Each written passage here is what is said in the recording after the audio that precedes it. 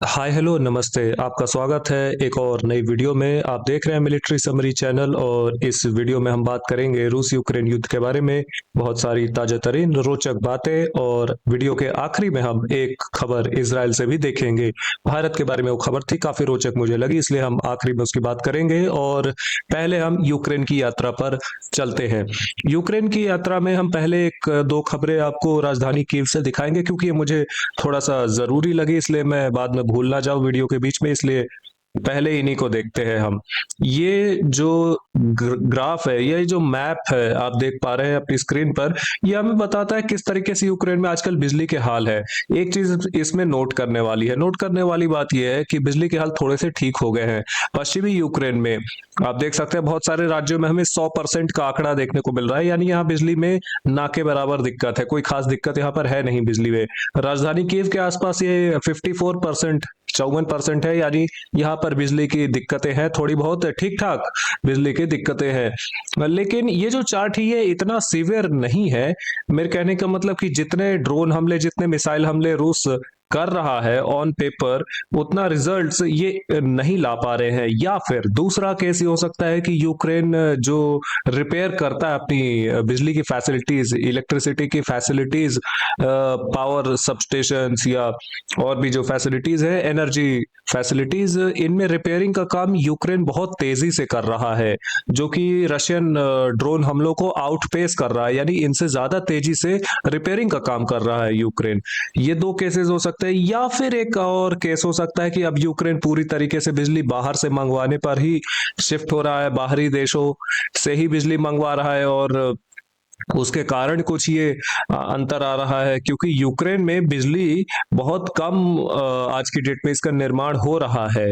हालांकि इन सारी बातों के बीच में कौन सी बात सही है ये मैं आपके ऊपर छोड़ता हूं, लेकिन हाँ, जो ग्राफ मैंने दिखाया आपको, ये थोड़ा सोचने पर मजबूर करता है कि क्या रूस की जो स्ट्रेटेजी है एनर्जी इंफ्रास्ट्रक्चर पर ड्रोन हमले और मिसाइल हमले की, क्या ये सफल हो रही है, क्या ये रिजल्ट्स लाकर दे रही है, या अभी थोड़ा और काम करना पड़ेगा रूस को। आप बता सकते हैं अपनी राय लिखकर कमेंट्स में, और हम आगे बात करेंगे। एक रिपोर्ट यूनाइटेड किंगडम के अखबार के द्वारा, जिसमें लिखा है कि 2.5 लाख कम से कम सैनिक और बहुत से हथियार चाहिए तो यूक्रेन इस युद्ध को जीत सकता है, वगैरह वगैरह। इन सारी बातों में कोई बहुत खास सच्चाई है नहीं, लेकिन यूक्रेन के लिए दो देश समस्या कर रहे हैं, स्लोवाकिया और हंगरी। इनकी हमने बात बहुत दिन से नहीं की, आज थोड़ी सी कर लेते हैं, एक दो लाइन। स्लोवाकिया और हंगरी ने यूक्रेन को चेतावनी दी है कि अगर ऑयल पाइपलाइन जो कि रूस से आती है स्लोवाकिया हंगरी की ओर, यूक्रेन से होकर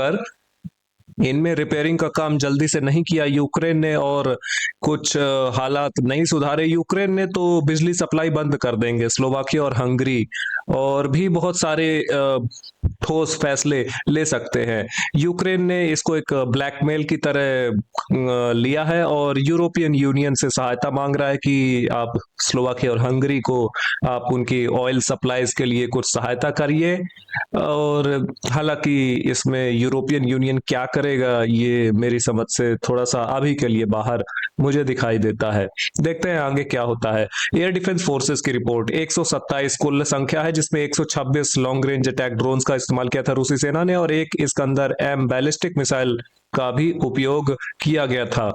यूक्रेनियन सेना के चीफ जनरल सिर्स्की ने कहा था कि ये जो जितने भी रशियन काउंटर अटैक्स होते हैं, बहुत बड़े बड़े काउंटर अटैक्स, इन सबको इन्होंने विफल कर दिया है। साल 2025 के लिए जो टारगेट सेट किया गया था रशियन सेना का, रशियन आर्मी का, इसको अचीव नहीं कर पाई है रशियन आर्मी, जो कि ऑब्जेक्टिव इनके हिसाब से था पूरे डॉनबास पर कब्जा करना। हो सकता है ये सही भी हो, मेरे ध्यान में ये सही हो सकता है, मैं 100% ये नहीं कह सकता, लेकिन हाँ, मैं इसे बहुत स्ट्रांगली मतलब पीछे भी नहीं हट सकता। हो सकता है ये सही है, जहां तक ये मेरा अनुमान कहता है। और हाँ, मैं इनकी बात से सहमत हूं कि रशियन ऑब्जेक्टिव्स को फेल कर रहा है यूक्रेन, काफी हद तक रेजिस्टेंस जो है यूक्रेन का ये सफल रूप में दिखाई दे रहा है। हालांकि धीरे धीरे ही सही, लेकिन रूस आगे जरूर बढ़ रहा है। लेकिन साथ ही साथ जो यूक्रेन का कहना है, इनके आर्मी चीफ का कहना है, ये भी सही है अपनी जगह। मैं इनकी बात से आज के लिए तो सहमत हूं। ही emphasized that Ukraine forces succeeded in thwarting a large scale offensive। इन्होंने बताया कि बहुत सारे लार्ज स्केल ऑफेंसिव जो रशियन आर्मी करने वाली थी या ऐसा कुछ प्लान थे, इनको फेल कर दिया यूक्रेनियन सेना ने। और दो ऑफेंसिव इनके द्वारा किए भी गए थे साल 2025 में। एक मार्च अप्रैल में था बेलगोरोड राज्य में, और दूसरा था मई जून में कुर्स्क राज्य में।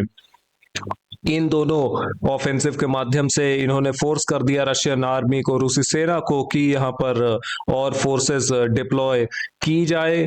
और इसके बाद रूसी सेना को और ज्यादा दिक्कतें आने लगी, फ्रंट लाइन पर स्टक होकर रह गई, एक तरीके से रुक गई।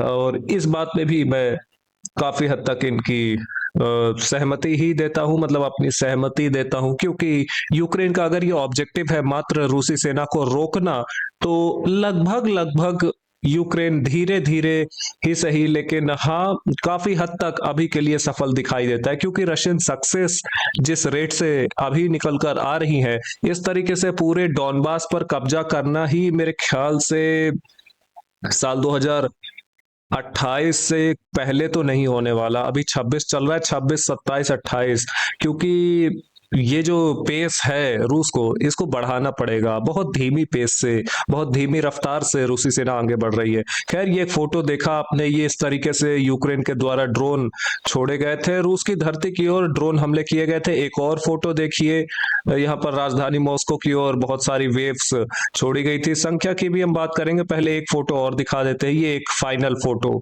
देखिए, इस तरीके से आज के लिए बीते 24 घंटे में ड्रोन हमले किए थे यूक्रेनियन सेना ने रूसी धरती पर। एक रिपोर्ट में लिखा है 71 ड्रोन मार गिराए गए थे, एक रिपोर्ट में लिखा है 130, ये हो गया 201 ड्रोन मार गिराए गए थे रशियन एयर डिफेंस फोर्सेस के द्वारा यूक्रेन के। और एक्चुअल नंबर ऑफ जो ड्रोन्स यूक्रेन ने मारे होंगे, ये थोड़ा सा इससे ज्यादा ही होते हैं। हालांकि कुछ ड्रोन स्ट्राइक्स हमेशा सफल हो ही जाती है, जो कि जिसका एक सबूत आपने इसी वीडियो में देखा। ये देखिए, मैं वापस से आपको दिखाता हूँ। ये एक ऑयल डिपो है, जो कि हाल ही में देखा गया सैटेलाइट्स के माध्यम से कि इसको बहुत सारा नुकसान पहुंचा था यूक्रेनियन ड्रोन स्ट्राइक्स में। खैर, ये सारी बातें हो गई। आज मैं आपको याद दिला दूं कि आज इस युद्ध को 4 साल हो चुके हैं। 24 फरवरी साल 2022 को ये युद्ध चालू हुआ था, स्टार्ट हुआ था। और आज जब मैं वीडियो शूट कर रहा हूं, तब 23 फरवरी 2026 की रात है। लगभग जो 23 फरवरी है, ये अपनी समाप्ति की ओर आ चुका है। और हाँ, अब हम कह सकते हैं कि इस युद्ध को 4 साल हो चुके हैं। अब इन 4 सालों में जो रूसी सेना के ऑब्जेक्टिव्स थे, क्या ये अचीव कर पाई? इस बारे में आप अपनी राय लिखकर आप बताइएगा। मैं थोड़ा सा एक दो स्टेटमेंट में अपनी राय देने की कोशिश करता हूं। बीच बीच में हम ओडेसा और अब फ्रंट लाइन की चर्चा भी हम स्टार्ट करते हैं, क्योंकि ये करना भी जरूरी है। बात करेंगे तो यहाँ पर 4 साल में क्या कुछ हुआ है इस युद्ध में, इसके अपने अपने पर्सपेक्टिव हो सकते हैं, इसके अपने अपने ओपिनियन हो सकते हैं। लेकिन मैं अपना ओपिनियन अगर बताऊं, तो रूसी सेना के जो ऑब्जेक्टिव्स है, ये पूरे नहीं हुए हैं। मुझे कहते हुए बहुत अच्छा तो नहीं लगता। मैं वैसे तो अपने आप को जो है तो एक न्यूट्रल रिपोर्टर के तौर पर ही देखता हूँ, न्यूट्रल एक व्यक्ति के तौर पर देखता हूँ, और मोस्ट ऑफ द टाइम्स रहता ही हूँ।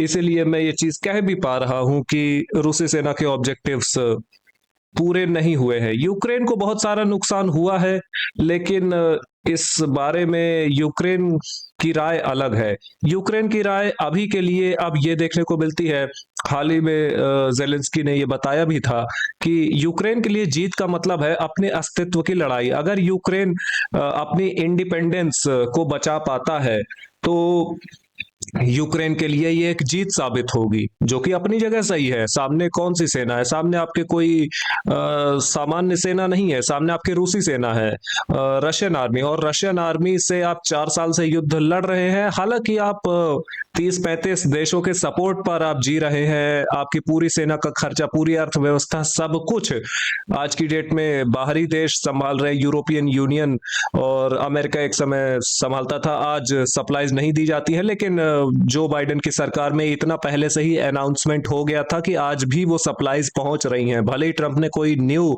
अनाउंसमेंट नहीं किया, लेकिन जो बाइडेन ने ही जो अनाउंसमेंट की थी उन्हीं का जो पैसा है वो आज तक पहुंच रहा है यूक्रेन के पास।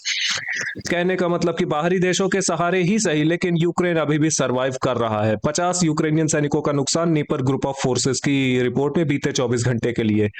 और इसी कारण से मैं ये बात कह सकता हूं स्पष्टता के तौर पर कि रशियन आर्मी अपने ऑब्जेक्टिव्स में विफल रही है। कितने साल और लगेंगे इसके बारे में कह पाना बहुत मुश्किल है। युद्ध खत्म होगा नहीं होगा।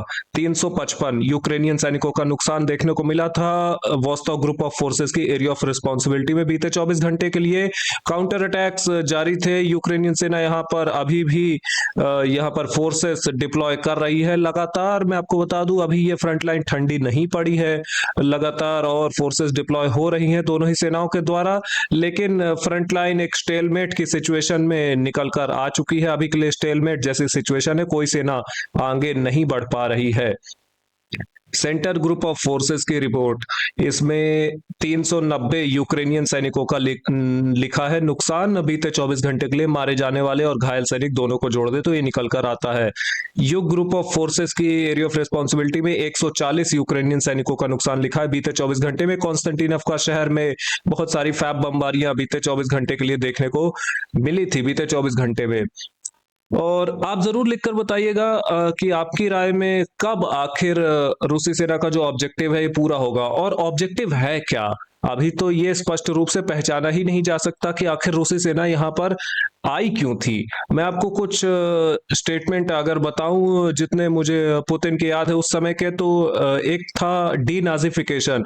यूक्रेन में जो मॉडर्न एक विचारधारा की सरकार देखने को मिलती है, इसको हटाकर, ये जो विचारधारा है इसको हटाकर प्रो रशियन विचारधारा को यूक्रेन में लाना, प्रो सोवियत यूनियन के से संबंध रखने वाली जो विचारधारा उसको लाना, ये एक ऑब्जेक्टिव था पुतिन का। ये एक छोटी सी सफलता स्लोवियांस्क फ्रंटलाइन में आप देख सकते हैं।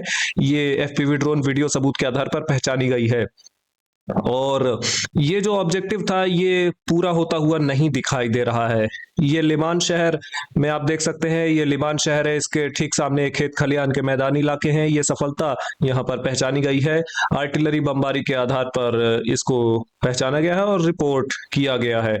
इस कारण से भी मैं कह सकता हूं, और ये जो ऑब्जेक्टिव था डीनाजिफिकेशन का, यूक्रेन की सेना को लिमिट नहीं कर पाई है आज की डेट में रूसी सेना। ना ही यूक्रेन का डीनाजिफिकेशन दिखाई देता है। पहले थोड़ा बहुत सपोर्ट आता था नाटो देशों से, पीछे के दरवाजे से थोड़ी बहुत ट्रेनिंग, थोड़ा बहुत सपोर्ट, थोड़ा बहुत पैसा। आज की डेट में अंधा सपोर्ट, अंधी ट्रेनिंग, अंधा पैसा निकल कर आ रहा है। और रही बात कुछ और एक दो करता हूं उसके पहले, 195 यूक्रेनियन सैनिकों का नुकसान यहां पर देखने को मिला था ज़ेपैट ग्रुप ऑफ फोर्सेस की एरिया ऑफ रिस्पॉन्सिबिलिटी में। बीते 24 घंटे में एक सफलता मार्क की गई है। कुपियांस्क वुलोजी नाम से जो गांव है, कुपियांस्क शहर के ठीक नीचे, यहाँ पर पहचाने गए थे रूसी सैनिक यहाँ पर पेट्रोलिंग का काम कर रहे थे। पेट्रोलिंग का मतलब आसपास के हालात का ये जायजा ले रहे थे। अगर इस वीडियो को लोड करके हम दिखाएं, ये देखिए अभी भी बर्फ पूरी तरीके से साफ नहीं हुई है, धीरे धीरे ये बर्फ साफ होगी। अब ठंडी का मौसम अब निकलना चालू हुआ है। ये रूसी सैनिक यहाँ पर टहल रहे हैं और इसी आधार पर ये एक सफलता लॉजिकल सेंस में हमारे जो मैप अपडेटर है इनके द्वारा लगाई गई है। ये एक सफलता, हालांकि मेरा मानना है कि कुपियांस्क वुलोजी का ये ज्यादातर इलाका है, जितना भी इलाका है ये जो पीले रंग में है, ये पूरा गांव ही रूसी सेना के कब्जे में है। लेकिन जितने वीडियो सबूत उतने ही सफलता। और लास्ट में कुछ हम देखेंगे रशियन एयर डिफेंस फोर्सेस की रिपोर्ट। वैसे हमने देखी थी लेकिन हम फिर से देखेंगे एक बार। खार्किव इलाके में तो हमने देखा कुछ नहीं था।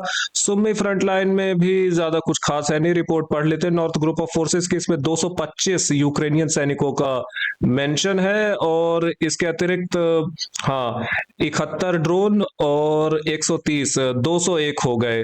201 और हम बात करेंगे बेलगोरोड में थे हम। हाँ, बेलगोरोड में कुछ वापस से ड्रोन हमले देखने को मिले थे जिसके कारण नुकसान हुए थे। यहाँ पर वापस से ड्रोन हमले चलते रहते हैं बेलगोरोड शहर में, और ये कुछ वीडियो सबूत भी उसके थे। खैर वो तो अक्सर निकल कर आते हैं। 201 में 36 जोड़ दे 237 हो जाता है। 237 में आप जोड़ दीजिए 152, ये हो जाता है 200 389 यानी 390। हाँ, 389 ड्रोन्स मार गिराए गए थे, और एक्चुअल नंबर जो ऑफ यूक्रेनियन ड्रोन जो थे, इससे ज्यादा ही यूक्रेनियन ड्रोन रूसी आसमानों में थे, क्योंकि ड्रोन हमले सफल भी हो रहे हैं, अक्सर होते ही है रूसी धरती पर।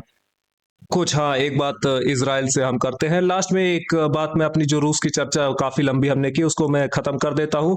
कहने का मतलब कि रूस चाहता था कि डीनाजिफिकेशन हो यूक्रेन का, वो हुआ नहीं। यूक्रेनियन सेना पर लिमिट लगे, वो लगी नहीं।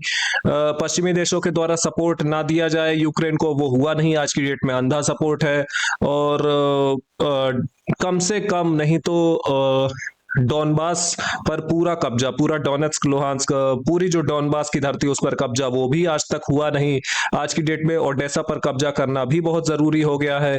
खार्किव के आसपास एक न्यूट्रल जोन का क्रिएशन भी बहुत जरूरी हो गया है। ये जितनी भी बातें पुतिन के द्वारा कही गई थी, ये आज तक पूरी नहीं हुई है। इस कारण से कहा जा सकता है कि भले ही यूक्रेन को बहुत बहुत ज्यादा नुकसान उठाना पड़ा है इस युद्ध में, लेकिन फिर भी रूस अभी तक इस युद्ध में सफल नहीं कहा जा सकता। ये 4 साल रूस के लिए एक बहुत छोटी सी लेकिन एक विफलता है। अभी रूस सफलता से बहुत दूर है मेरी नजर में। हाँ, Netanyahu, Israeli prime minister Netanyahu ने कहा था कि ये ईरान के खिलाफ एक एक्सिस का क्रिएशन कर रहे हैं। एक संगठन, एक अनऑफिशियल है या ऑफिशियल है ये तो इन्होंने नहीं बताया, लेकिन हाँ, एक रेडिकल शिया एक्सिस के खिलाफ ये अपना एक संगठन का क्रिएशन कर रहे हैं, और इमर्जिंग रेडिकल सुन्नी एक्सिस के खिलाफ भी कर रहे हैं। शिया एक्सिस मतलब ईरान और इनके प्रॉक्सीज, ईरान, हमास, हिजबुल्ला, हुती विद्रोही, इराक में जो ईरानियन सपोर्टर्स है, इनकी बात कर रहे हैं। शिया एक्सिस ये हो गया, और सुन्नी एक्सिस हो गया, जैसे कि पाकिस्तान, तुर्की, इजिप्ट, सऊदी अरेबिया, ये सारे हो गए जो देश है, ये सुन्नी एक्सिस के अंडर आ जाते हैं। और जो सीरिया के मुस्लिम्स हैं, ये भी सुन्नी एक्सिस में ही आ जाते हैं। इनके खिलाफ नेतन्याहू कुछ संगठन बना रहे हैं। इसमें इन्होंने कुछ नाम लिए हैं, भारत का नाम लिया है, ग्रीस का नाम लिया है, साइप्रस का नाम लिया है, कुछ अफ्रीकी देश है इनका कहना है, इनका नाम नहीं लिया है, कुछ अरब देश है, इनका नाम इन्होंने लिया नहीं है, और कुछ एडिशनल एशियन कंट्रीज है, कुछ और एशिया की कंट्रीज है, इनका भी इन्होंने नाम नहीं लिया है। ये कौन से देश हो सकते हैं? और ये जो एंटी शिया और एंटी सुन्नी एक्सेस इजराइल बना रहा है, जिसमें कि इन्होंने भारत का नाम बहुत स्पष्ट तौर पर लिया है, ये कितना सफल होगा, इस बारे में आप लिखकर बताइएगा अपनी राय कमेंट्स में। इस वीडियो के लिए इतना ही, लाइक करें, सब्सक्राइब करें, शेयर करना मत भूलिएगा। ऐसे इंफॉर्मेटिव वीडियोस देखने के लिए have a good day, bye bye.